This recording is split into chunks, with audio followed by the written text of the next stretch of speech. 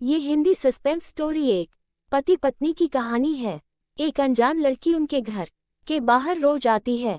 कौन है वो, ये जानने के लिए कहानी को अंत तक जरूर पढ़े। मेरा नाम रोयल है। मैंने और रवि ने 1 साल की डेटिंग के बाद शादी की है। शादी में हमारे कुछ खास दोस्त और पेरेंट्स ही आए थे। रवि ऐसा ही चाहते थे। वो चाहते थे कि शादी शॉर्ट और सिंपल ही रहे। हम लोग यहाँ बड़े शहर में काम करते हैं। रवि के माता पिता गांव में ही रहते हैं। रवि ज्यादा गांव जाते नहीं। जब कभी मम्मी पापा को मिलना होता है तो वो हमें शहर में आकर ही मिल लेते। हमने एक छोटा सा घर भी यहाँ अभी ले लिया है। शादी के चलते मैंने अभी नौकरी छोड़ रखी है। हमारा घर रोड के साइड में ही है। खिड़कियों से रोड दिखाई देती है। हमारे किचन की खिड़की से भी रोड दिखाई देती है। रवि का ऑफिस का टाइम सुबह 9 बजे का है।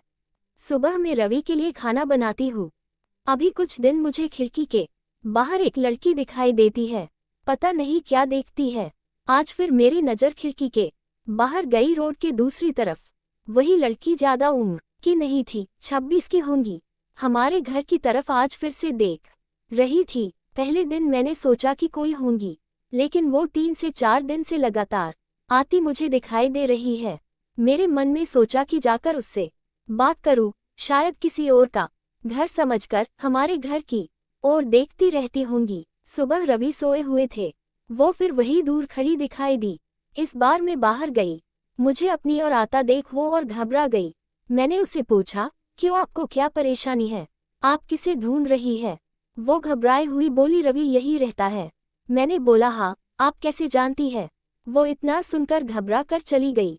मैंने पीछे से उसे आवाज दी पर उसने सुना नहीं। मैं अपने घर में वापस आ गई। मेरे आने पर रवि उठ गए थे। पूछा, कहाँ गई थी तुम? मैंने बोला, पता नहीं, एक लड़की है, वो हमारे घर की तरफ देखती रहती है। मैंने जब जाकर उससे पूछा तो तुम्हारा नाम भी जानती है। तुम किसी गोरी सी सुंदर लड़की को जानते हैं? रवि यह सुनकर भड़क गए। बोले, पागल हो क्या, कोई कुछ भी बोलेगा और तुम मान लोगी क्या? लेकिन ये सुनने के बाद रवि के चेहरे का रंग जरूर उड़ गया था। मेरे भी दिमाग में कुछ कुछ चलने लगा। रवि जब शाम को आए तब मैंने इस विषय में कोई बात नहीं की। अगले दिन मैं सुबह उठी तो रवि पहले से उठ गए थे। मैं किचन में गई तो किचन की खिड़की लगी हुई थी और बड़ी मुश्किल से खोलने पर खुलती थी। मैं कोशिश कर रही थी, लेकिन ऊपर वाली कुंडी मुझसे नहीं खुली। मैं हमेशा नीचे की कुंडी से खिड़की लगाती थी, लेकिन आज खिड़की की ऊपर वाली कुंडी भी लगी हुई थी।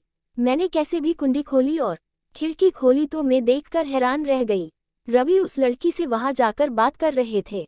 वो उस पर चिल्ला रहे थे और गुस्सा हो रहे थे। लड़की रो रही थी और रवि ने उसे उंगली दिखाकर जाने को कहा। ये सब देखकर मैंने खिड़की बंद कर दी ताकि रवि को लगे नहीं कि मैंने उसे यह करते देखा है। रवि फिर घर में आ गए। मैंने ऐसे जताया जैसे कि मैंने कुछ देखा ही नहीं है। अब मुझे ना जाने कैसे कैसे ख्याल आने लगे। रवि मुझसे क्या छिपा रहा है? मैंने रवि से शादी करके कोई गलती तो नहीं की। आखिर वो लड़की कौन है और रवि उस पे इतना गुस्सा क्यों हो रहे थे? रवि के जाने के बाद मैंने रवि के सारे दोस्तों को, जिन्हें मैं भी जानती थी, उन्हें फोन किया, लेकिन किसी को भी उस लड़की के बारे में नहीं पता था। मेरी समझ में नहीं आ रहा था कि क्या हो रहा है। रवि से पूछना चाहती थी, लेकिन मुझे पता था कि वो झूठ ही बोलेगा। उसके बाद मैंने उस लड़की को घर के आसपास नहीं देखा।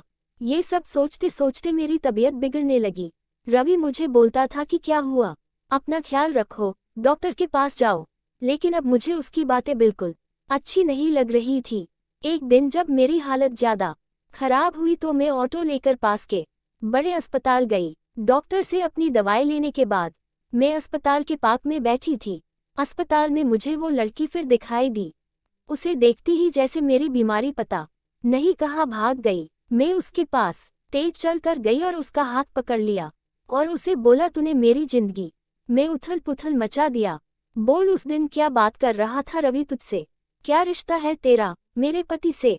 फिर उसने मुझे जो बताया सुनकर मुझे लगा कि मेरा पति ऐसा है।